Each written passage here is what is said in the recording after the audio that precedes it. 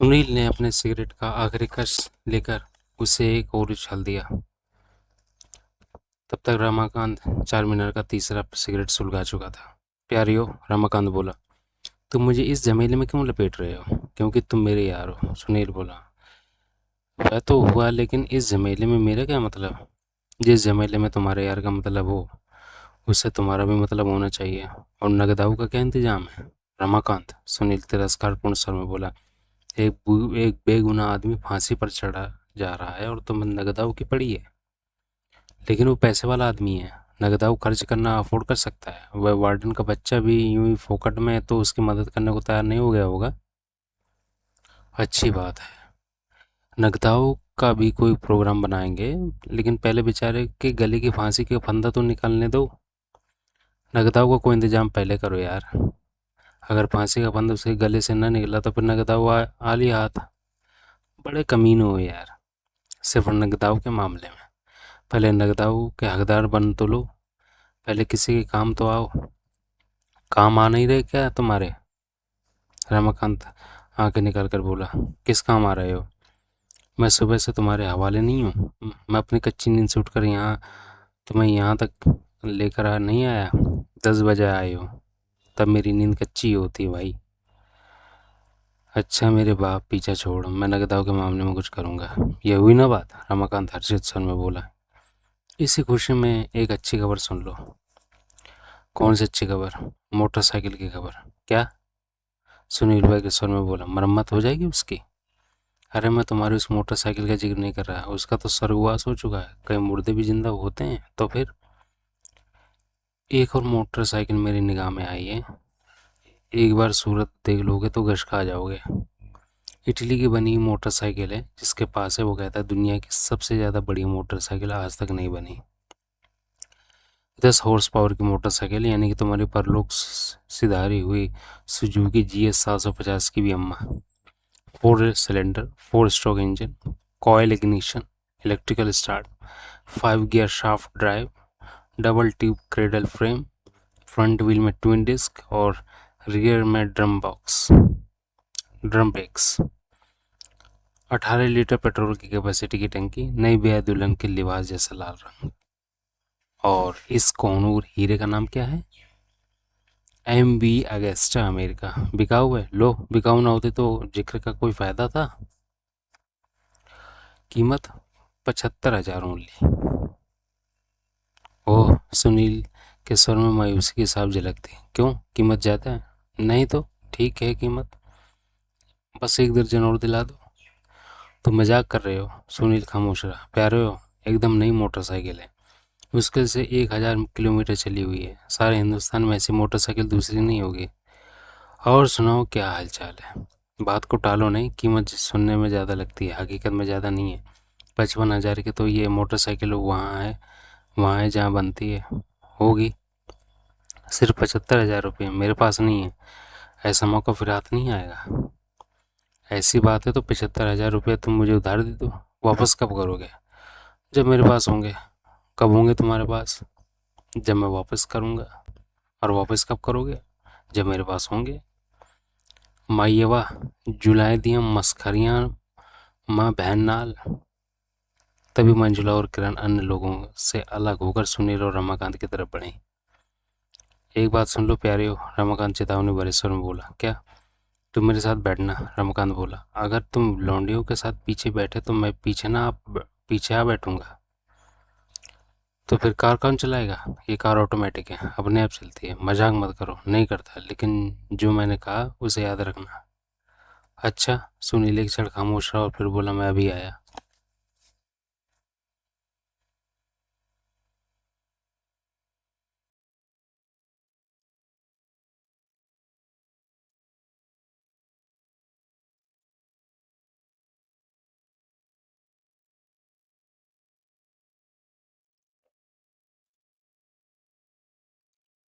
सुनील एक क्षण खामोश रहा और फिर बोला, मैं अभी आया। अब क्या हुआ लड़का? रमाकांत ने बुरा सा मुंह बनाया। सुनील लंबे डग भरता हुआ शेवरलेट की तरफ बढ़ा। आप चलकर गाड़ी में बैठिए। रास्ते में सुनील मंजूर और किरण से बोला, मैं अभी आया। दोनों सहमति में सिर हिलाते हुए आगे बढ़ चले। तब एक स्कूटर पर सवार होकर गोपीनाथ और प्रशांत कपूर भी वहां से विदा हो गए। अब शेवरलेट के पास कपूर के दोनों पार्टनर खड़े थे। वे कार में बैठने वाले ही थे कि सुनील उनके पास पहुंच गया। दोनों बातें करते करते खामोश हो गए, सुनील की ओर देखने लगे। मल्होत्रा साहब, सुनील बोला, जैसे कि मैंने वार्डन के ऑफिस में अर्ज किया था, इस केस से संबंधित 4 बातों की हमें तफ्तीश करनी है। फ्लैट की चाबी की, गायब रिवॉल्वर की, टेलीफोन कॉल की और गोली की आवाज़ की। मुझे याद है, इनमें से आखिरी बात को आप ये सबरवाल साहब टटोल सकते हैं। उसमें टटोलने लायक है क्या? मल्होत्रा बोला। अग्रवाल नाम के उस आदमी ने अदालत में साफ साफ कहा था कि उसने हत्या की रात को 12:05 पर मीना के फ्लैट में गोली चलने की आवाज़ सुनी थी। कहा था।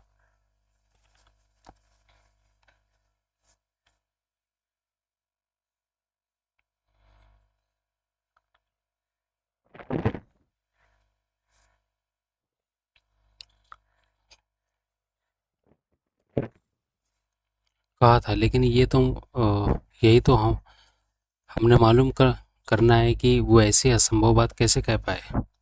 देखिए, ये तो आप उन लोगों पर विश्वास कर लीजिए जिनकी गवाहियों की वजह से कपूर साहब को सजा हो गई, या फिर कपूर साहब पर विश्वास कर लीजिए। सुनील ठीक कह रहा है, सबरवाल बोला। अगर हम कपूर को निर्दोष मानते तो हमें ये भी मानना होगा कि अग्रवाल की गवाही में कोई गड़बड़ है। शायद उसकी गाड़ी रुक गई हो, या उसे खबर न लगी हो, या शायद किसी और वजह से उसे वक्त का धोखा लगा हो। ठीक है, मल्होत्रा निर्णयात्मक स्वर में बोला। हम अग्रवाल से आज ही मिलेंगे। Thank you. सुनील वापस लौट आया। वह रमाकांत के पास पहुंचा तो उसने रमाकांत को यूं घुट घुट कर मंजुला और किरण से बात करते पाया जैसे वह उन्हें बरसों से जानता हो। रमाकांत ने बुरा सा मुंह बनाया। इम्पाला में सवार होने से पहले सुनील एक क्षण को टिटका। उसने एक उड़ती निगाह शेवरलेट पर डाली जिसमें मल्होत्रा और सबरवाल सवार हो चुके थे, जो वहां से रवाना होने के लिए बैक हो रही थी। ये शेवरलेट? सुनील मंजुला किरण की ओर देखते हुए बोला। मल्होत्रा साहब की है? हाँ, उत्तर मंजुला ने दिया। बड़ी कीमती गाड़ी है। हाँ, मल्होत्रा साहब बड़े शौकीन मिजाज आदमी मालूम होते हैं।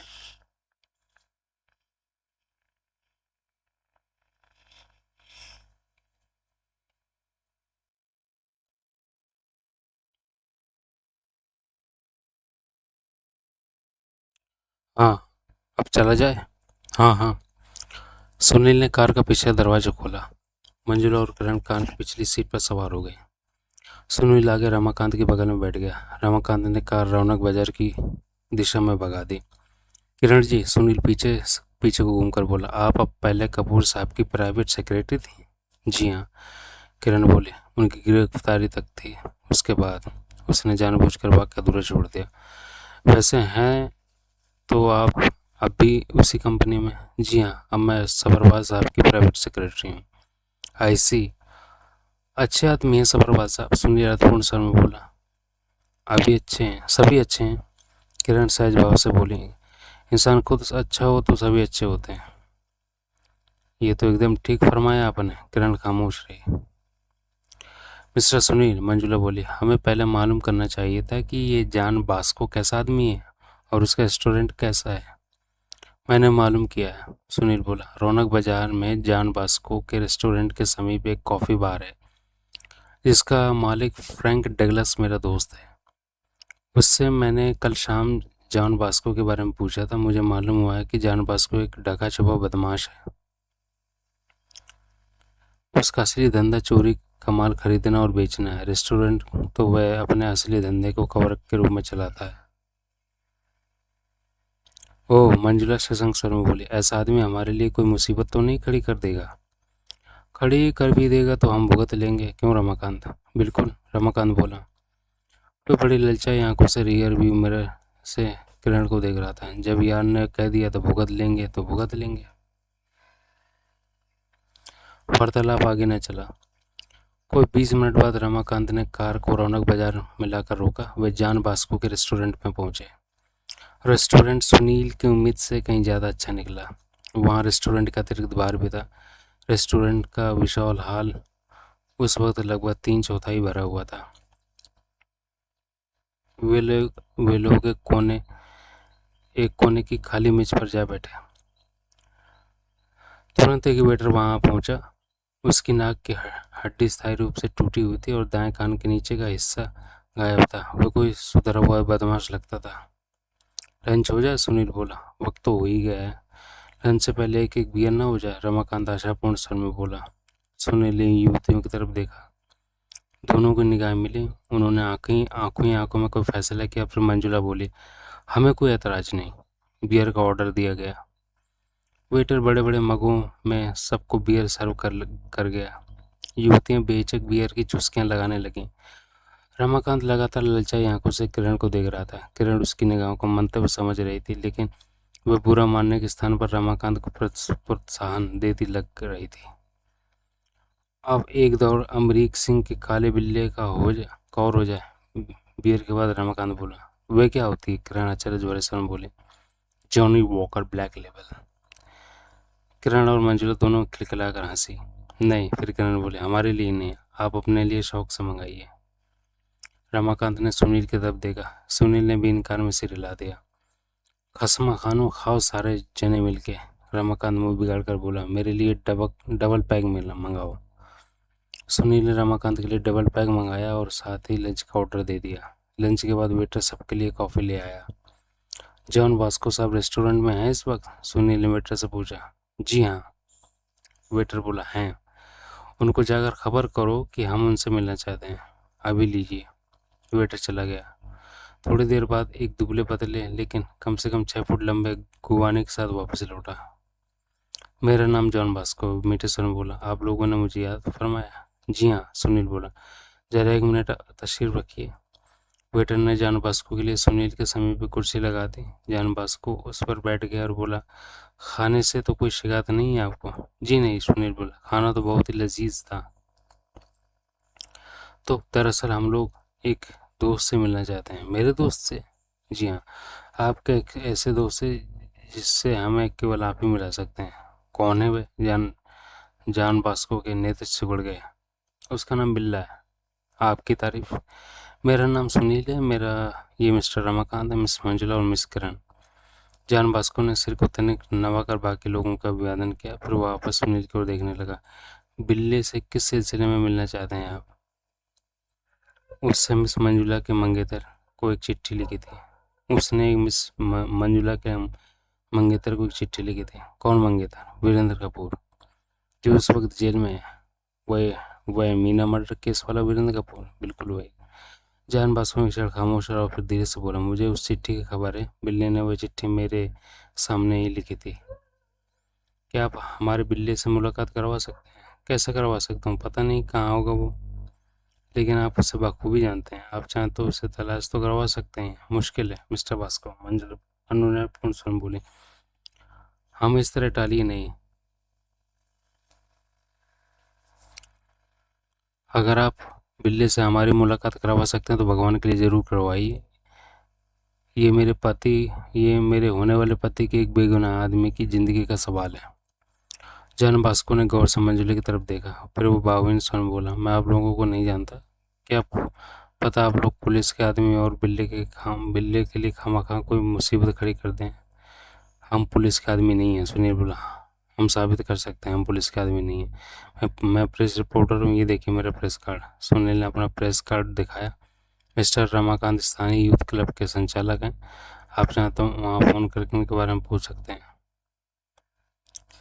आप पुलिस वाले ना सही, लेकिन आप पुलिस वाले से मिले भी तो हो सकते हैं। ऐसा नहीं है यार, honest. Mister Basco please, Manjula अनुनयपूर्ण स्वर में बोली, प्लीज़ हमारी मदद कीजिए। जान बास्को चेहरे पर हिचकिचाहट के भाव प्रकट हुए। मिस्टर बास्को, किरण भी फरियाद सी करती हुई बोले। ओके, जान बास्को निर्णयात्मक स्वर में बोला, मैं बिल्ले से आपको यहाँ तो नहीं मिला सकता, लेकिन मैं ऐसा इंतज़ाम कर सकता हूँ कि अगर वो मुनासिब समझे तो आपसे मिल ले। मतलब? सुनील बोला। आपने मैजेस्टिक सर्कल की लिबर्टी बिल्डिंग में स्थित कोलाबा रेस्टोरेंट देखा है? देखा है। आज रात डिनर के समय आप लोग वहाँ पहुँच जाइए। बिल्ला भी वहाँ पहुँच जाएगा। वहाँ अगर आप लोगों से बात करना चाहेगा तो आपके पास पहुँच जाएगा। लेकिन ये हमको पहचानेगा कैसे? पहचान जाएगा, अगर ये लड़कियां डिनर पर भी आपके साथ होंगे तो पहचान जाएगा।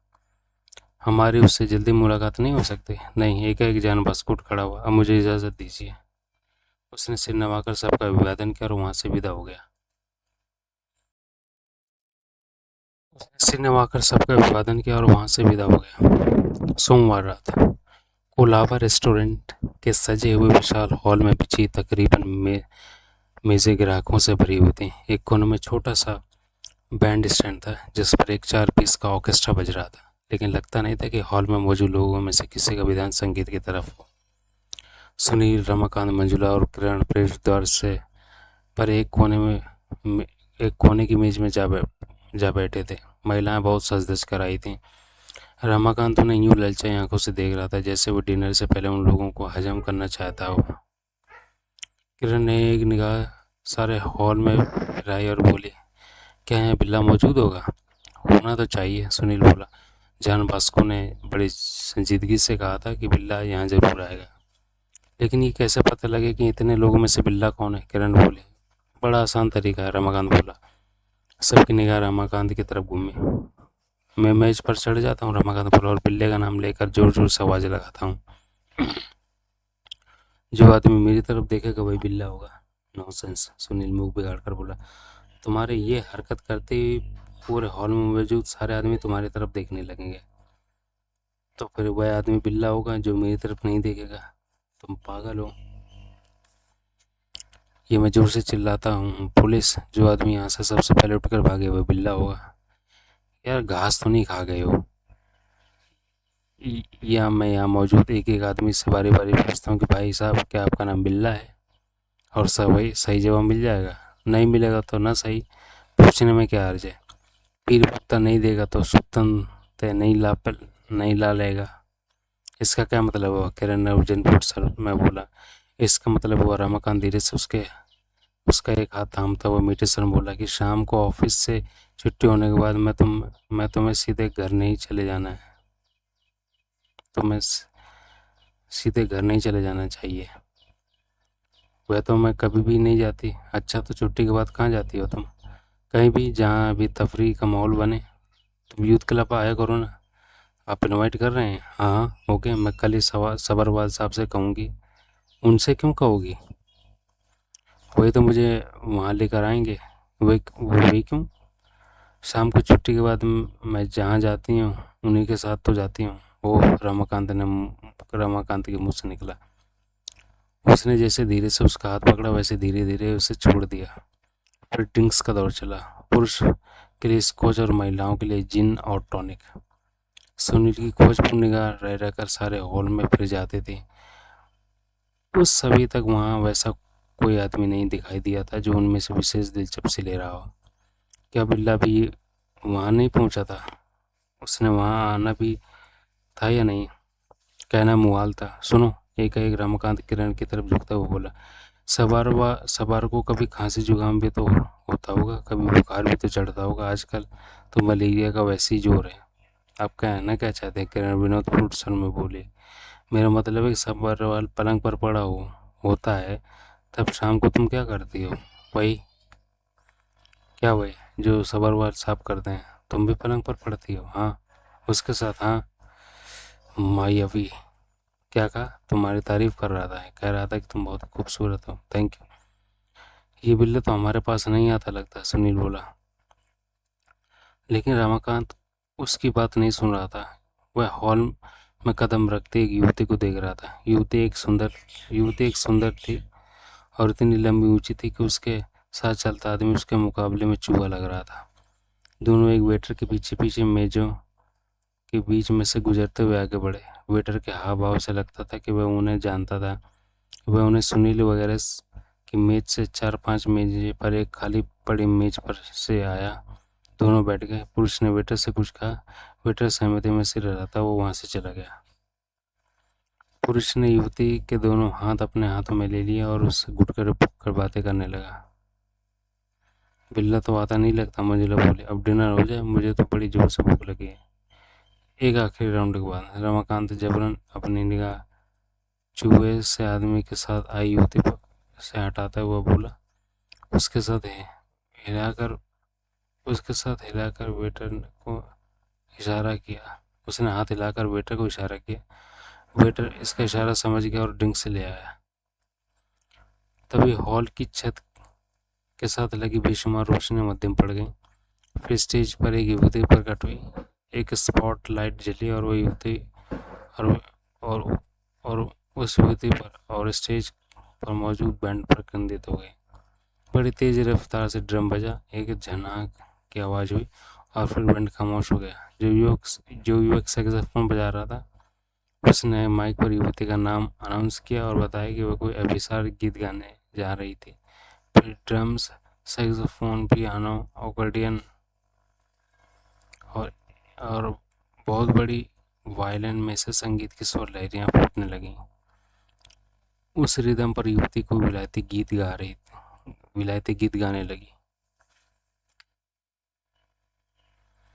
हॉल में मौजूद तकरीबन लोगों की निगाहें स्टेज पर केंद्रित थीं। तभी एक ही तरह के सूट पहने 4 आदमी रेस्टोरेंट के प्रवेश द्वार पर पहुंचे। वह कुछ क्षण के लिए वहां टिटके हॉल में खड़े नीम अंधेरे में निगाहें फिराते रहे। फिर एक ने हाथ उठाकर संकेत किया। सुनील को यूं लगा जैसे संकेत उनकी मेज की तरफ किया गया। वह व्यग्र हो उठा। क्या उन्हीं चारों में से कोई बिल्ला था? फिर जिस आदमी ने संकेत किया था वह वहीं खड़ा रहा। बाकी के 3 आदमी मेजों के बीच बनी राहदारी के आगे बढ़े। एक वेटर लपक कर उनके रास्ते में आया। उसने कुछ कहा, लेकिन उन तीनों ने सुनने की जहमत गवारा नहीं की कि वेटर क्या कह गया था। सबसे सबसे पहले वाले मोटे से आदमी ने अपनी एक बाँह उसके सामने फैलाई और वेटर को एक और धक्का दिया। सुनील बड़ी गौर से तीनों को देख रहा था। दरवाजे पर खड़ा आदमी अपने दोनों हाथ अपनी जेब में डाले अपने साथियों को देख रहा था। तीनों आदमी उस चूहे के आदमी की टेबल पर पहुंचे, जो कि अभी भी अपने साथ युवती के दोनों हाथ अपने हाथों में लिए बैठा था। फिर मोटे ने अपनी जेब में पड़ा हुआ हाथ बाहर निकाला। एक एक सुनील फिर मोटे ने अपनी जेब में पड़ा हाथ बाहर निकाला। एक सुनील के नेत्र फैल गए।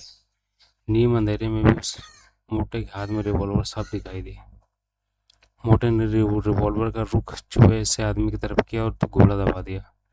ढाई की आवाज सारे पूरे हॉल में गूंज गई। गोली चूहे जैसे आदमी की नाक तोड़ते उसके खोपड़े में घुस गई थी।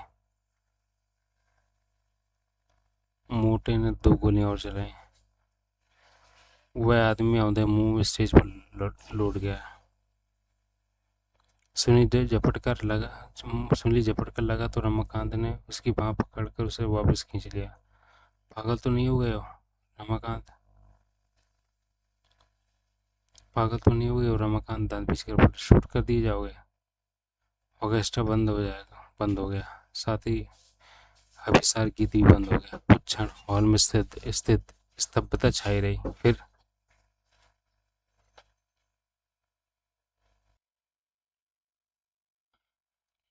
एक गोलियां खाकर मेज पर औंधे पड़े आदमी के साथ युवती गला फाड़कर चीखी।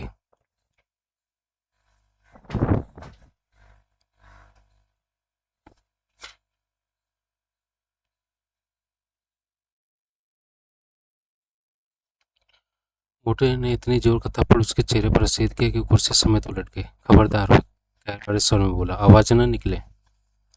युवती भय से जड़ हो गई। कोई अपनी जगह से न हिले। दरवाजे पर एक खड़ा युवक चेतावनी भरे स्वर में बोला।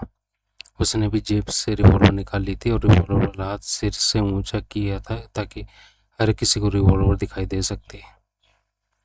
तीनों आदमी वापस घूमे और राहदारी पर चलते हुए दरवाजे पर खड़े अपने एक साथी की तरफ बढ़े। फिर वो तीनों अपने साथी के बगल से होते हुए बाहर निकल गए। 5 मिनट तक कोई भी आदमी इस हाल से बाहर न निकले। दरवाजे पर खड़ा युवक कुछ स्वर में बोला। 5 मिनट पहले जो पहला शख्स दरवाजे से बाहर कदम रखेगा गोली खा जाएगा। कोई कुछ न बोला। हॉल में एक मरघट जैसा सन्नाटा छा गया था। फिर वही युवक भी दरवाजे से बाहर निकल गया और निगाहों से ओझल हो गया। आक्रमणकारियों के वहाँ से गायब होते ही हॉल में मौजूद सब लोग एक साथ बोलने लगे। फिर लोग अपने अपने स्थानों से उठकर गोली के शिकार आदमी की मेज के गिर्द जमा होने लगे। सुनील और रमाकांत भी उठ खड़े हुए। ये मर चुका है, कोई भीड़ में से बोला। लड़की बेहोश है। तभी सुनील को वह वेटर अपने समीप से गुजरता दिखाई दिया, जो उस चूहे जैसे आदमी और उसकी संगिनी को मेज पर बिठा कर गया था। सुनील ने हाथ बढ़ाकर उसकी बाँह पकड़ी और उसे अपनी तरफ खींच लिया। सुनो, वह बोला, जिस साहब को शूट किया गया है तुम उन्हें जानते हो? जानता हूँ साहब, वेटर विविध भाव से बोला। कौन है वो? उनका नाम हरि प्रकाश है, वेटर बोला। ओह, सुनील ने शांति की सांस ली। लेकिन लोग उन्हें बिल्ले के नाम से ज़्यादा जानते हैं। सुनील के मुंह से सिसकारी निकल गई। उसने असहाय भाव से मंजुला और किरण की तरफ देखा और फिर धीरे से वेटर की बाँह छोड़ दी। अध्याय 2। मंगलवार सुबह। दौलत नाम का संतरी वीरेंद्र कपूर को वार्डन के ऑफिस में छोड़ गया। वार्डन हमेशा की तरह बाहरी कमरे में बैठा था। वह बहुत प्रसन्न लग रहा था। तुम्हारे कुछ दोस्त वह भीतर कमरे की ओर संकेत करते हुए बोला, तुमसे फिर मिलने आए हैं। शुक्रिया, वीरेंद्र कपूर बोला। आपका काम हो गया? हाँ, वह तो कल ही हो गया था। तुम्हारा पार्टनर रमेश मल्होत्रा मुझे पूरी रकम दे गया था। बड़ी आदमी है वो, जिसकी 50,000 रुपये देने का औकात है। वीरेंद्र कपूर शुष्क सुर में बोला, वह अच्छा आदमी ही होता है। ये तो कोई बात ना हुई, वार्डन आधभाव से बोला। मैं तुम्हारी मदद करने की कोशिश कर रहा हूँ और तुम व्यंग कर रहे हो। सॉरी। वार्डन खामोश रहा। वीरेंद्र कपूर भीतर कमरे में दाखिल हुआ। भीतर मंजुला, किरण, प्रकाश, प्रशांत कपूर, गोपीनाथ, सुनील और रमाकांत बैठे हुए थे। रमाकांत चार मीनार के कष्ट लगा रहा था और बिना किसी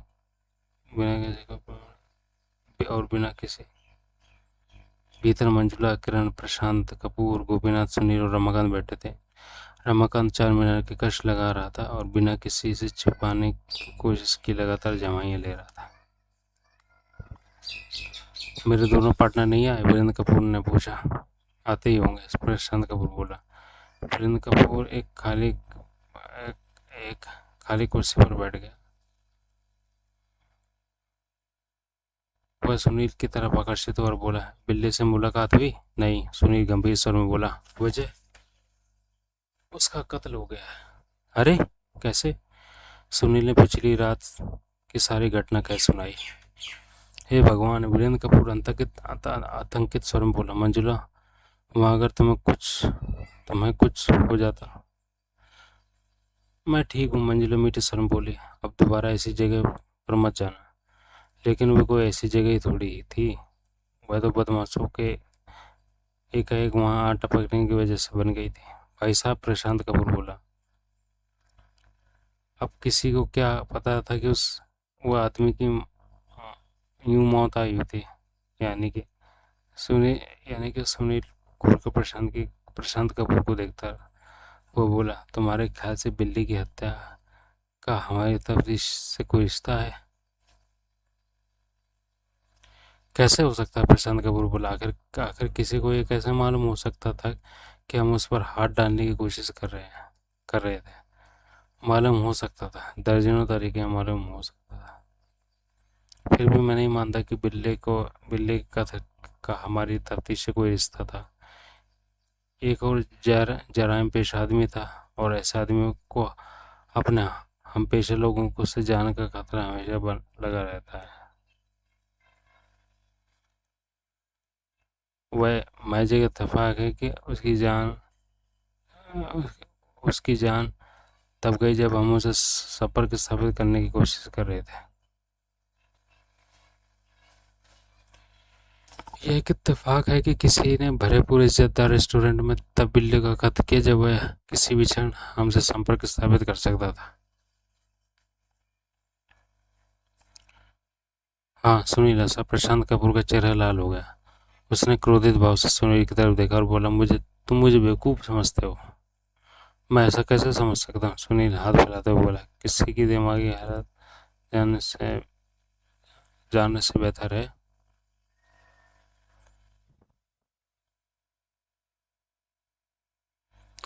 ऐसा कैसे मैं समझ सकता हूँ? सुनील हाथ फैलाता हुआ बोला। किसी की दिमागी हालत जानने समझने के लिए तो एक वक्त दरकार होता है। वह कभी मुझे हासिल कहाँ हुआ है? प्रशांत कपूर ने कारभारी निगाहों से सुनील की तरफ देखा और घटा। मैं मैं ऐसा कैसे समझ सकता हूँ? सुनील हाथ फैलाता हुआ बोला। किसी की दिमागी हालत जानने समझने के लिए जो वक्त दरकार होता है वह अभी मुझे हासिल हुआ है। हासिल हासिल कहाँ हुआ है? प्रशांत कपूर ने कार भरी निगाह से सुनील की तरफ देखा और होंठ हुए। प्रशांत कपूर ने कार भरी निगाह से सुनील की तरफ देखा और होंठ काटे। मुझे ऐसा लग रहा है बंदा नवाज। सुनील कपूर कार भरी निगाह से कार भरी निगाह की परवाह किए बिना बोला कि आप हर किसी को ये विश्वास दिलाने के लिए मरे जा रहे हैं कि कल रात हुई बिल्ली की हत्या महज एक इत्तेफाक थी।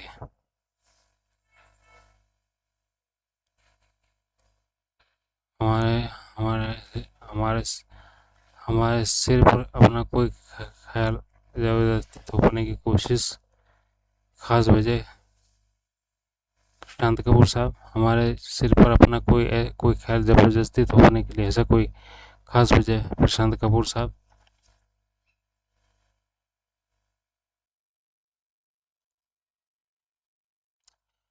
प्रशांत कपूर की मुट्ठियां भिज गईं। एक क्षण को सुनील को यूं लगा जैसे उस पर झपटने वाला था। शायद वीरेंद्र कपूर को भी ऐसा ही लगा। उसने अपने भाई की बांह दबाई और बोला, प्रशांत हौसला रखो। लेकिन भाई साहब, प्रशांत कपूर आवेशपूर्ण स्वर में बोला, ये तो ऐसी बातें कर रहा है जैसे इसकी खाल से कत्ल मैंने ही किया हो। ऐसा कोई नहीं कह रहा है, वीरेंद्र कपूर ने उसे तसल्ली दी। प्रशांत कपूर खामोश हो गया, लेकिन उसके चेहरे से लेकिन उसके चेहरे से क्रोध के भाव नहीं गए। कत्ल वाल करने वाले कत्ल करने वाले कौन थे? वीरेंद्र कपूर ने सुनील से पूछा। पता नहीं कौन थे, सुनील बोल, लेकिन जो जो कोई भी थे तो किराए की पिट्ठू हुई जिन असली हत्यारे ने बिल्ली को खात्मा करने का काम सौंपा था। फिर तो अगर उनमें से कोई पकड़ा जाए तो हमें मालूम हो सकता है कि असली हत्यारा कौन है। जरूरी नहीं असली हत्यारा और उन पेशेवर हत्यारों के बीच मुमकिन है कोई बिचौलिया रहा हो। यानी कि शायद उन बदमाशों को ये मालूम ही ना हो कि उन्होंने किसके लिए बिल्ली का कत्ल किया था। हाँ, लेकिन आनंद फन कुछ ऐसे बदमाशों की तलाश कर लेना, किरण बोली, जो पैसे खातिर कत्ल करते हों। क्या इतना ही आसान काम है? तुम ठीक कह रही हो, सुनील बोला। यही बात साबित करती है कि मीना के असली हत्यारे की शहर के जराइम पेशा लोगों से पहले ही सांठगांठ थी। हमें शहर के जराइम पेशा लोगों को टटोलना चाहिए, मंजुला बोली। सुनील ने ऊँगते हुए रमाकांत को गोली मारी। सब सुन रहा हूँ, रमाकांत हड़बड़ा कर धीरे से बोला, मैं पूछताछ करवाऊंगा। तभी कमरे का दरवाजा खुला। बूढ़े से आदमी के साथ रमेश मल्होत्रा और प्रकाश सभरवाल ने भीतर कदम रखा। सुनील को एक क्षण के लिए बाहर बैठे वार्डन की झलक दिखाई दी, फिर दरवाजा दोबारा बंद हो गया। ये हैं मिस्टर रामकुमार अग्रवाल, मल्होत्रा बोला। ज्योति टावर में मीना के फ्लैट के एकदम नीचे वाले फ्लैट में रहते हैं। हत्या की रात को इन्होंने और इनके पत्नी ने गोली की आवाज़ सुनी थी। तशरीफ रखिए, सुनील को अपने बगल में पड़ी एक खाली कुर्सी की ओर संकेत करते हुए बोला। थैंक यू, अग्रवाल बोला और सुनील के बगल में जा आ बैठा।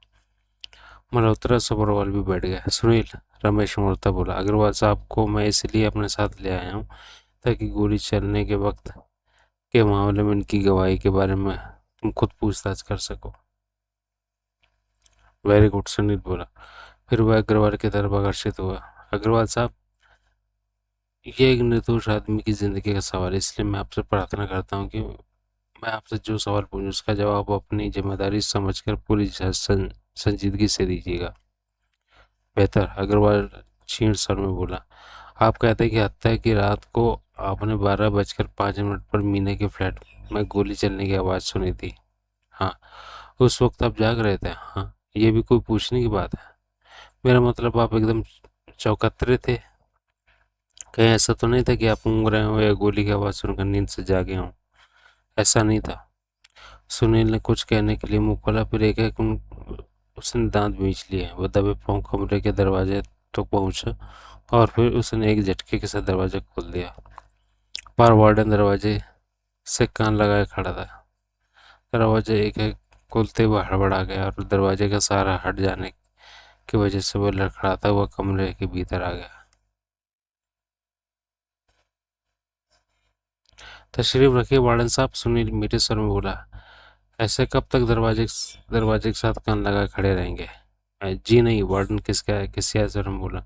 मैं तो बस यूं खड़ा था, मैं कुछ सुनने की कोशिश नहीं कर रहा था। पहले नहीं कर रहे थे तो अब कर लीजिए, बैठिए। नहीं नहीं, वार्डन बोला और जल्दी से वहां से बाहर निकल गया। सुनील ने दरवाजे को मजबूती से भीतर से बंद कर लिया। इसी की वजह से एक खबर लीक हुई लगती है। रमेश मल्होत्रा बोला कि हम लोग बिल्ली की तलाश में थे। मुमकिन है, सुनील बोला। बाहर आज जो हुआ सो हुआ, आगे हमें सावधान रहना होगा। भविष्य में आप सब लोग इतनी धीमी आवाज में बोलिए कि आवाज कमरे से बाहर न जाए। सबने सहमति में सिर हिलाया। सुनील फिर अग्रवाल की तरफ आकर्षित हुआ और बोला, आधी रात तक आप अक्सर जागते रहते हैं अग्रवाल साहब? नहीं, आमतौर पर मैं 10 साढ़े 10 बजे तक सो जाता हूँ। उस रात अमेरिका से मेरे लड़के की ट्रंक कॉल आने वाली थी, इसलिए मैं और मेरी पत्नी ट्रंक कॉल का इंतजार करने में जाग रहे थे।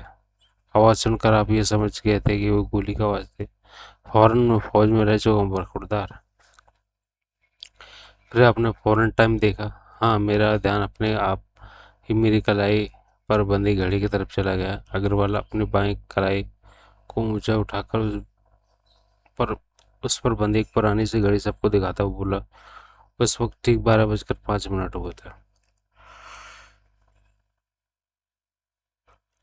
आपकी ये घड़ी ठीक टाइम देती है? बिल्कुल, अंग्रेजों के ज़माने की घड़ी है। आज तक इसमें कोई नुक्स पैदा नहीं हुआ। उस वक्त आप अपने फ्लैट में जहाँ मौजूद थे वहाँ टाइम देखने लायक रोशनी थी? मैं अपने बेडरूम में था।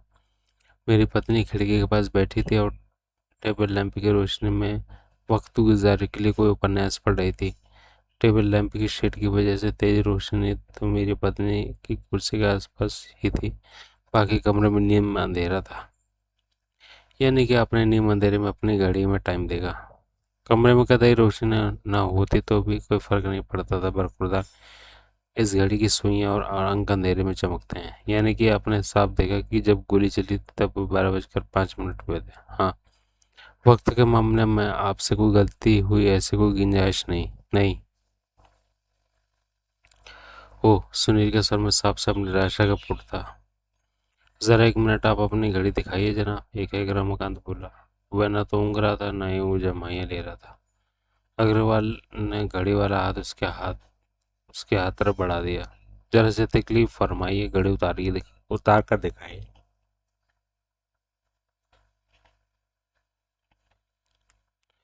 अग्रवाल ने कलाई पर से घड़ी उतारी और उसे रमाकांत के अपने सामने फैले हाथ पर रख दिया।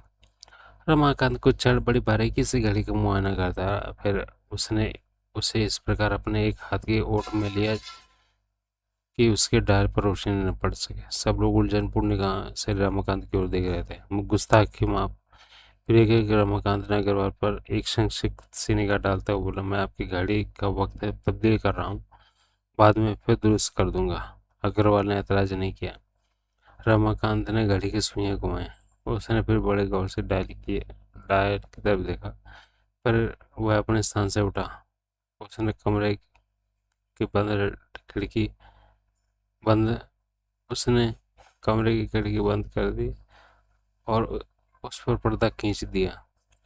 फिर उसने कमरे में जलती ट्यूबलाइट भी बंद कर दी। दरवाजे की पहले बंद था, इसलिए कमरे में अंधेरा हो गया। रमाकांत ने अंधेरे में अग्रवाल की घड़ी उसके हाथ पर रख दी और पूछा, कितने बजे हैं? 12 बजकर 5 मिनट, अग्रवाल बेहिचक बोला। रमाकांत ने ट्यूबलाइट का स्विच ऑन किया और खिड़की पर से पर्दा हटाकर खिड़की खोल दिया। कमरे में भरपूर रोशनी हुई। कितने बजे? उसने फिर पूछा। अग्रवाल ने फिर घड़ी पर निगाह डाली। एक वो चौका। उसने घड़ी पर से सिर उठाया और भौचक्का सा रमाकांत का मुंह देखने लगा। कितने बजे? रमाकांत ने अपना प्रश्न दोहराया। एक, अग्रवाल के मुंह से निकला। रमाकांत ने एक विजेता के भाव से सुनील की तरफ देखा। क्या चक्कर है? सुनील बोला। अग्रवाल साहब की घड़ी की सुइयां गौर से देखो। घड़ी की मिनट की सुई आगे से थोड़ी सी इस प्रकार टूटी है कि वह घंटे की सुई के नाप के बराबर हो गई है। रोशनी से रोशनी में तो दोनों से ही फर्क लगता है, क्योंकि मिनट की सुई घंटे की सुई से थोड़ी पतली है, लेकिन अंधेरे में चमकती दोनों सुइयां लगभग एक ही जैसी लगती हैं। अंधेरे में बहुत गौर से देखा जाए तो मिनट की सुई तो को घंटे की और घंटे की सुई को मिनट की समझा जा सकता है। मेरा दावा कि अग्रवाल साहब ने हत्या की रात को यही गलती हुई थी। सुनील ने गौर से घड़ी को देखा और फिर उत्तेजित स्वर में बोला, माय गॉड, यही बात है। रमाकांत तब तक फिर ऊँगने लगा था।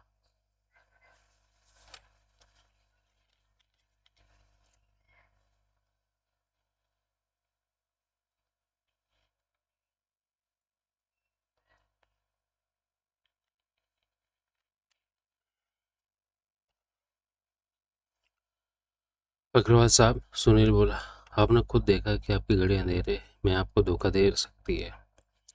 यानी कि जिस वक्त मैं समझा था कि वो 12:05 हुए, अग्रवाल बौखला कर बोला, वास्तव में उस वक्त 1 बजा था। जी हाँ। और और तब तक कपूर साहब कब के ज्योति टावर से रवाना हो चुके थे, और उससे थोड़ी देर बाद तो वो अपने फ्लैट पर भी पहुंच चुके थे। हे भगवान, ये तो बड़ी गड़बड़ हो गई। मेरी गवाही की वजह से तो बहुत ज्यादती हो गई उनके साथ। कोई बात नहीं, गलती इंसान से होती है, लेकिन मैं अभी बयान देने को तैयार हूँ। वक्त देखने में मुझसे गलती हुई थी। जिस वक्त मैंने गोली चलने की आवाज़ सुनी थी उस वक्त 12:05 नहीं हुए थे, बल्कि 1 बजा था। अब आपके बयान से कपूर साहब को कोई खास फायदा नहीं पहुंचने वाला है। क्यों? सवाल रमेश मल्होत्रा ने किया। क्योंकि पहले तो अग्रवाल साहब की कोई बात सुनने कोई राजी नहीं होगा। राजी हो जाएगा तो उनकी गवाही कपूर साहब के खिलाफ एक तो सबूत तो नहीं। और फिर सबसे बड़ी बात और फिर सबसे बड़ी बात यह है कि कपूर साहब फिर भी सिद्ध नहीं कर सकते कि 12:40 पर मीना की फ्लैट से उसे अपने पीछे जीती जागती छोड़कर रवाना हो गए थे, जैसा कि ये कहते हैं। ये सत्य किए बिना ये अपनी निर्दोषता सिद्ध नहीं कर सकते। अब अगर अग्रवाल साहब ये भी कह दें कि इन्होंने गोली चलने की आवाज़ 12:05 पर नहीं बल्कि 1 बजे सुनी थी, तो पुलिस यही दावा करेगी कि कपूर साहब ने अपनी पत्नी को 12:05 पर नहीं 1 बजे शूट किया होगा। लेकिन 1 बजे से थोड़ा देर बाद मैं अपने फ्लैट पर पहुंच गया था। वीरेंद्र कपूर बोला, किसी भी तरीके से आप ये बात साबित कर सकते हैं? वीरेंद्र कपूर ने बड़े उदास भाव से इनकार में सिर हिला दिया। लेकिन घड़ी के इस रहस्य उद्घाटन में किसी भी तरीके से आप ये बात साबित कर सकते हैं? वीरेंद्र कपूर ने बड़े उदास भाव से इनकार में सिर हिला दिया। लेकिन घड़ी के इस नए रहस्य उद्घाटन से मंजुला फिर बोले, हम लोगों के बीच तो ये बात साबित हो जाती है ना कि वीरेंद्र हत्यारा नहीं है। इस बात का तो यहाँ मौजूद हर आदमी को वैसे ही विश्वास है। सुनील बोला, आप लोग कपूर साहब के दोस्त हैं, रिश्तेदार हैं। आपको विश्वास दिलाने के लिए तो कपूर साहब को ये कह देना ही काफी कि इन्होंने कत्ल नहीं किया। कोई कुछ न बोला। मेरे ख्याल से अब हमें मीना के फ्लैट में ताला लगे दरवाजे की तरफ ध्यान देना चाहिए। ये तो हम मान ही चुके हैं कि मीरा के फ्लैट के प्रवेश द्वार पर लगे स्पेशल ताले की केवल 2 ही चाबियां थी। एक कपूर साहब के पास थी एक कपूर पास के थी कपूर पास के एक कपूर साहब के पास थी और इनके कथानुसार वह हर चढ़ने के अधिकार में थे। दूसरी चाबी मीना के पास थी, लेकिन वो वो बंद फ्लैट के भीतर पड़ी थी। अब ये सवाल पैदा होता है कि हत्या के बाद जब हत्यारा फ्लैट से बाहर निकला तो वह दरवाजे को ताला लगाने में कैसे कामयाब हुआ? शायद मल्होत्रा बोला, हत्यारे ने मीना की चाबी से ताला लगाया हो और फिर बाद में किसी प्रकार चाबी भीतर पहुंचा दी हो। ऐसा हो सकता है? सुनील सुनील ने वीरेंद्र कपूर से पूछा। सवाल ही नहीं पैदा होता। ये पहले कह चुका हूँ कि फ्लैट की तमाम खिड़कियां भी बड़ी मजबूती से भीतर से बंद थी। वहाँ कोई ऐसा रोशनदान वगैरह भी नहीं जिसके रास्ते बाहर से मीना की चाबियों के गुच्छे भीतर उस मेज पर फेंका जा सकता हो जहाँ की वो पढ़ पाएगा न। फ्रेड जिस हालात में था उसमें कोई परिंदा भी भीतर पर नहीं मार सकता था।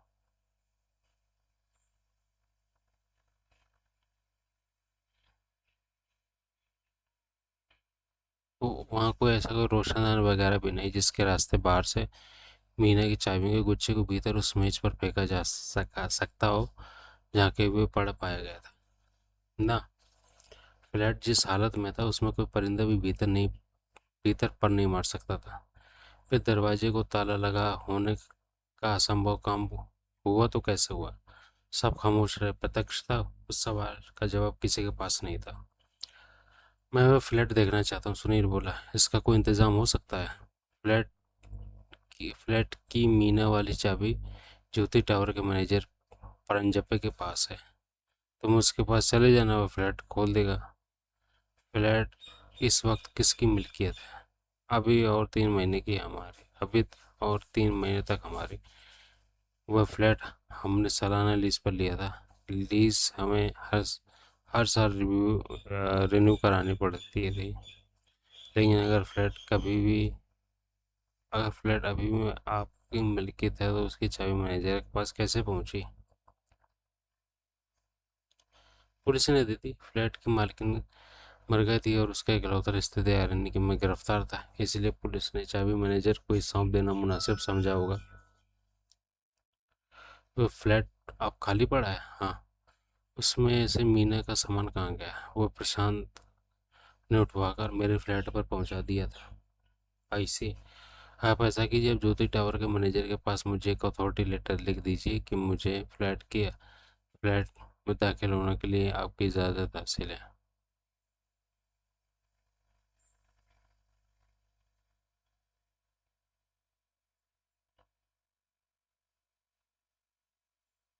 ओके। सुनील ने उसे कागज़ और पेन दिया। उसने अथॉरिटी लेटर लिखकर सुनील को सौंप दिया। सुनील ने कागज़ तय करके जेब में रख लिया और सब पर एक सरसरी निगाह डालते हुए पूछा, आप लोगों में से किसी को मीना के कत्ल का कोई दोष सूझा?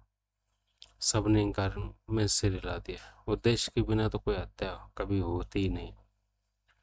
मीना के कत्ल के पीछे भी कोई उद्देश्य तो होगा ही। अगर वो उद्देश्य हमारी समझ में ना आ जाए तो हम हत्यारे को ज़्यादा जल्दी और सहूलियत के साथ तलाश कर सकते हैं। मैं आप सबसे प्रार्थना करता हूँ कि इस बारे में आप सब लोग पूरी संजीदगी से विचार करें।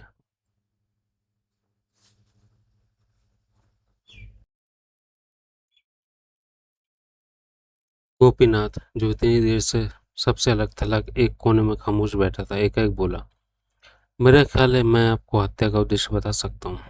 अच्छा? सुनील वीरेंद्र कपूर की कंपनी के अकाउंटेंट को गौर से देखता हुआ बोला, तो बताइए। अभी नहीं, गोपीनाथ बोला। अभी मुझे कुछ नहीं मालूम। आपको कल तक इंतजार करना होगा। यानी कि जो आप इस वक्त नहीं जानते वह आप कल तक जान पाएंगे। हाँ, कमाल है गोपीनाथ। रमेश मल्होत्रा सख्त स्वर में बोला, पहले मत बुझाओ, अगर कुछ जानते हो तो साफ साफ बताओ। मैंने अर्ज किया है साहब, गोपीनाथ विनीत स्वर में बोला, कि अभी तक मैं कुछ नहीं जानता। अभी भी मैं वाकई कुछ नहीं जानता, लेकिन मैं कल तक जान जाऊंगा। लेकिन क्या लेकिन? सुनील उसे प्रोत्साहन देता हुआ बोला, लेकिन इतना मैं भी कह सकता हूँ, पर ये कोई कोई पैसे का ही फेर। पैसे का? हाँ। और छोटी मोटी रकम का नहीं, लाखों का। बड़ी रहस्यपूर्ण बातें कर रहे हो तुम। गोपीनाथ ने उत्तर नहीं दिया। उसके दांत बिछ लिए और परे देखने लगा। तो फिर आज की महफिल बर्खास्त की जाए, सुनील उठता हुआ बोला। उसके उठते ही बाकी के सब लोग उठ खड़े हुए। मंगलवार दोपहर। वीरेंद्र कपूर का फ्लैट हरनबी रोड पर था। रमाकांत ने अपनी कार हरनबी रोड के एक कोने पर खड़ी कर दी थी और वह फ्लैट का पता पूछते पूछते पैदल आगे बढ़ रहे थे। एक विशाल डिपार्टमेंटल स्टोर के बाहर बैठे एक पनवाड़ी से रमाकांत पता पूछने के लिए रुका तो सुनील की निगाह अनायास स्टोर के शीशे पर बड़ी बड़ी खिड़कियों के रास्ते भीतर उड़ गए। सुनील रमाकांत को कोनी मार सुनील ने रमाकांत को कोनी मार और भीतर की तरफ इशारा किया। रमाकांत ने भी भीतर निगाह दौड़ाई। भीतर एक काउंटर पर मंजुला खड़ी थी। उसके हाथ में एक टाई थी जिसका वह रोशनी की तरह रुक करके निरीक्षण कर रहे थे। काउंटर पर टाइयों के कई डब्बे पड़े थे जिनमें से निकाल कर सेल्स मैन उसे टाइयां दिखा रहा था। उसके समीप रमेश मल्होत्रा खड़ा था। उसके हाथ में 2-3 टाइयां थी। तभी मल्होत्रा ने रमाकांत और सुनील को तुरंत उसके चेहरे पर मुस्कुराहट प्रकट हुई और उसने हाथ के इशारे से उन्हें भीतर अ,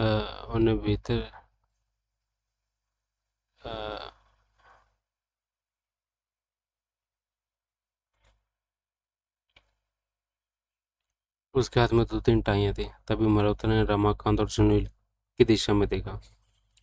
तुरंत उसके चेहरे पर मुस्कुराहट प्रकट हुई और उसने हाथ के इशारे से उन्हें भीतर आने के लिए कहा। सुनील ने इशारे से उसे समझा दिया कि उनके पास वक्त नहीं था, वो जरूरी काम से कहीं जा रहे थे। मल्होत्रा ने मुस्कुराते हुए सहमति में सिर हिला दिया। कुछ पता लगा? सुनील ने रमाकांत से पूछा। वह सामने वाली इमारत है। रमाकांत एक 5 मंजिली इमारत की ओर संकेत करते हुए बोला। दोनों उस इमारत की तरफ बढ़े। घड़ी के मामले में जो आज तुमने तुमने कमाल ही कर दिया रमाकांत, सुनील प्रशंसात्मक स्वर में बोला। ऐसे कमाल मैं अक्सर किया करता हूँ, रमाकांत लापरवाही से बोला। और मैं समझा था कि तुम सोए पड़े थे। सोए तो मैं पड़ा ही था। कमाल कमाल छोड़ो, एक बात वार्निंग के तौर पर सुन लो। मैं तुम्हारे खातिर रोज कच्ची नींद से जाग रहा हूँ। अगर तुमने नगदाव का कोई प्रोग्राम ना फिट किया तो मैं तुम्हारा कीमा बना दूंगा। अच्छा मेरे बाप। और मोटरसाइकिल के बारे में क्या सोचा तुमने? कुछ नहीं। 75,000 की मोटरसाइकिल खरीदने की फिलहाल मेरी औकात नहीं। ऐसा मौका फिर नहीं आएगा ना। सही।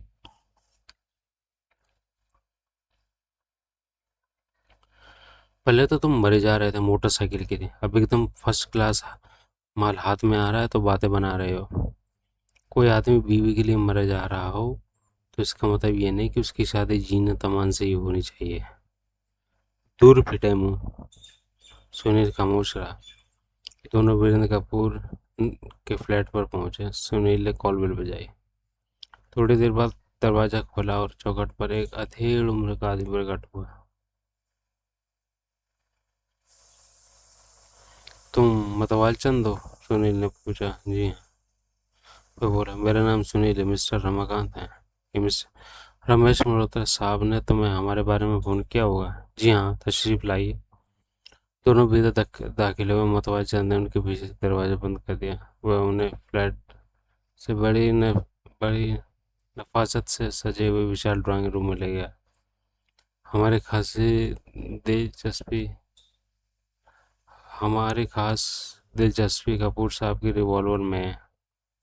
सुनील बोला, वह रिवॉल्वर तुमने भी देखी थी? जी हाँ। अजय मतवाल चंद बोला, कई बार देखी थी। कपूर साहब रिवॉल्वर कहाँ रखते थे? उस राइटिंग टेबल के ऊपर वाले दराज में। मतवाल चंद एक कोने में एक खिड़की के पास लगे एक मेज की ओर संकेत करते हुए बोला। सुनील उस मेज के पास पहुंचा। उसने ऊपर का दराज खींचा, वह फौरन खुल गया। कपूर साहब कोई ताला वाला नहीं लगाते थे कि मेज के दराज में? उसने पूछा। जी नहीं, मतवाल चंद बोला।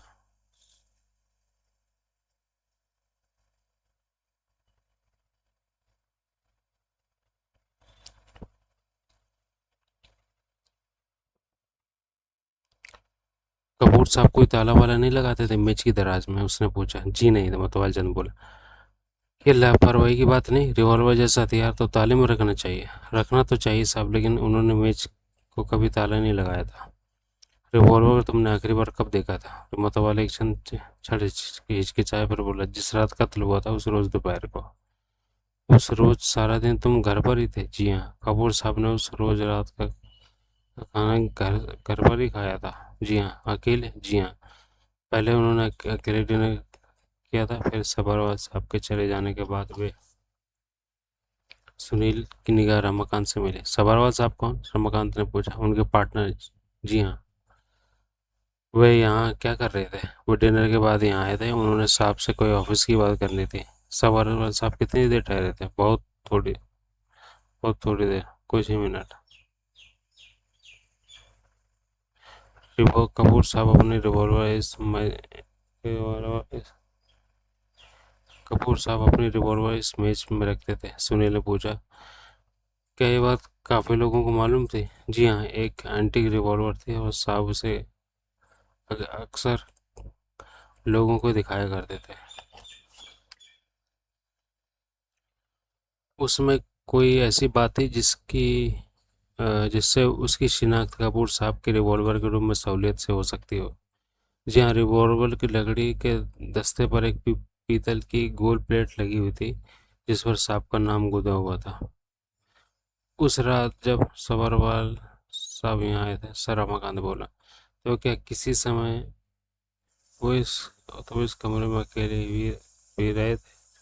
साहब साहब मुतवार चंद लेत फैलाकर बोला, आप कहीं ये तो नहीं कहना चाहते कि रिवॉल्वर यहाँ से सभरवाल ने चुराई थी?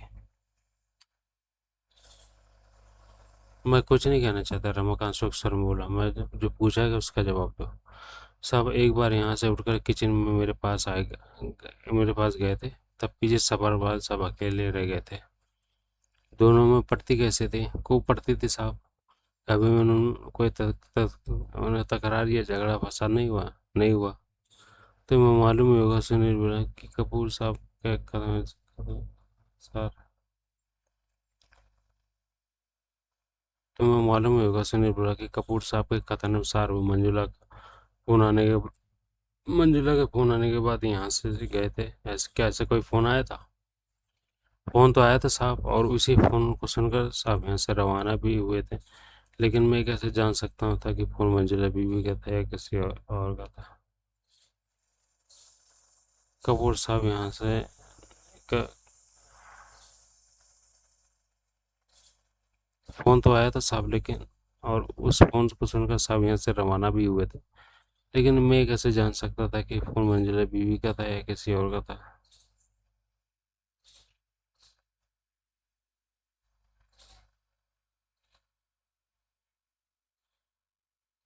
कपूर साहब यहाँ से किस वक्त गए थे? 11:30 के करीब। और लटक किस वक्त थे? ये तो मुझे मालूम नहीं। क्यों, क्या तुमने दरवाज़ा नहीं खोला था? जी नहीं। दरवाजे पर स्प्रिंग लॉक लगा हुआ है, जिसको अगर भीतर से बंद किया जाए तो वह बाहर से चाबी लगाने पर भी खोला जा सकता है। जज साहब जब जब भी रात को देर से लौटते थे, खुद ही ताला खोलकर दाखिल होते थे। उस रोज जब वो लौटे थे, तब तक मैं सो चुका था। और उनके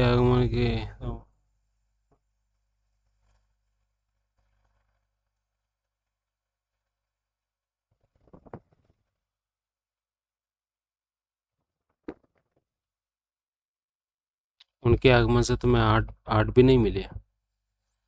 जी नहीं, मेरा कमरा फ्लैट के एकदम पिछवाड़े की किचन के बगल में है। वहां तक सामने के भाग में हुई आठ नहीं सुनाई पहुंचती। सुनील बोला।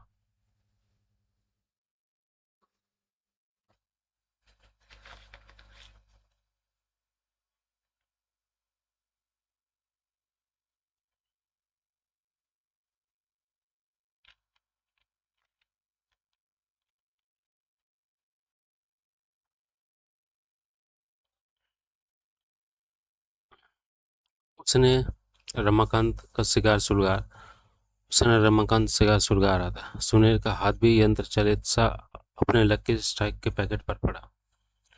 उसने एक सिरगिट होठों से लगाया। रमाकांत ने अपने सोने के लेटर से उसका सिगरेट भी सुलगा दिया। कपूर साहब गिरफ्तार कहाँ हुए थे? सुनील ने नया सवाल किया। अपने क्लब में, रमतवाल चंद बोला। पुलिस वहाँ आई थी। उन्होंने मुझसे पूछा था कि साहब कहाँ गए थे। मैंने उन्हें बता दिया कि वो कहाँ गए थे। फिर वे लोग उन्हें अपने साथ पुलिस हेडक्वार्टर ले गए थे। उस वक्त वे लोग साहब से उनकी मीना के साहब को लिखी उस चिट्ठी के बारे में पूछताछ करना चाहते थे, जो कि मीना मैम साहब के पर्स से बरामद हुई थी। यानी कि उस वक्त वो गिरफ्तार नहीं किए गए थे। आ,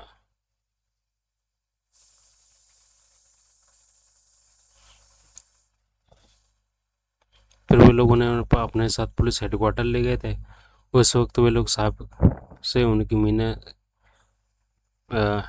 मीना में साहब को लिखी उस चिट्ठी के बारे में पूछताछ करना चाहते थे जो कि मीना मेम साहब के पर्स से बरामद हुए थे। यानी कि उस वक्त तक वो गिरफ्तार नहीं किए गए थे। जी नहीं, गिरफ्तार तो दूर, उस चिट्ठी के बारे में पूछताछ कर लेने के बाद वे लोग उन्हें वहाँ से रुखसत करने वाले थे, लेकिन तभी ये रिपोर्ट पहुंच गई कि कत्ल एक पुराने ज़माने की वेबल स्कॉट रिवॉल्वर से हुआ था, और साहब ने यह स्वीकार भी कर लिया था कि वैसे रिवॉल्वर उनके पास थी।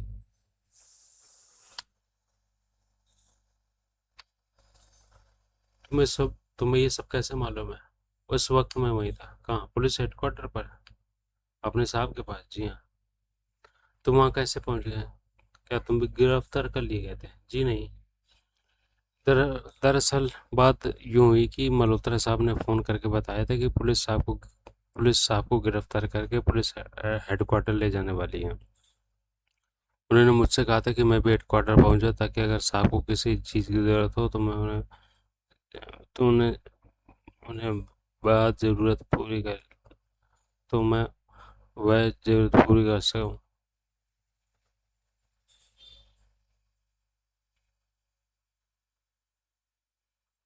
मल्होत्रा साहब हेडक्वार्टर खुद क्यों नहीं गए? क्योंकि वे साहब के लिए वकील और ज़रूरत पड़ने पर नकद जमानत का इंतज़ाम करने के लिए गए थे। वे 1 बजे के करीब हेडक्वार्टर पहुंचे थे, तब उन्होंने मुझे घर भेज दिया था। तुम्हें याद है कि मल्होत्रा साहब ने तुम्हें कितने रुपए तुम्हें याद है कि मल्होत्रा साहब ने तुम्हें कितने बजे फ़ोन किया था? जी हाँ, याद है। उन्होंने फ़ोन ठीक 11:30 बजे उनका फ़ोन ठीक 11:30 बजे आया था। मतवाल चंद, मैं तुमसे एक बहुत महत्वपूर्ण बात पूछने जा रहा हूँ। उसका जवाब तुम बहुत सोच समझ कर देना। जी, बहुत अच्छा। तुम्हें मालूम है कपूर साहब के पास मीना के फ्लैट की चाबी थी? जी हाँ, मालूम है। फिर तो तुम्हें ये भी मालूम होगा कि वह चाबी एक ऐसे स्पेशल ताले की थी जो किसी दूसरी चाबी से हरगिज नहीं खोला जा सकता था। जी हाँ। क्या साहब ने उस ताले की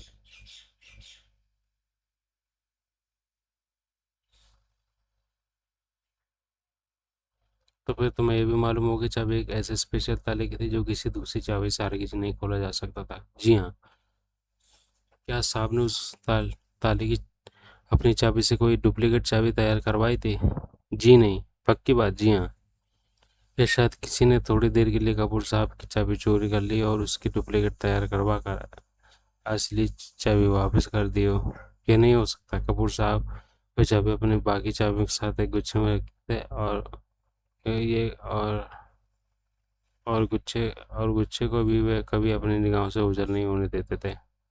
सुनील तनिक निराश हो गया। इस फ्लैट की चाबी? रमाकांत बोला।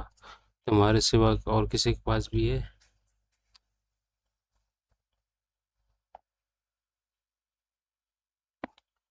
मंजुला बीबी के पास है। मुतवार चंद संकोचपूर्ण स्वर में बोला। वह कभी कभार साहब की गैर हाजिरी में भी यहाँ आया करती थी।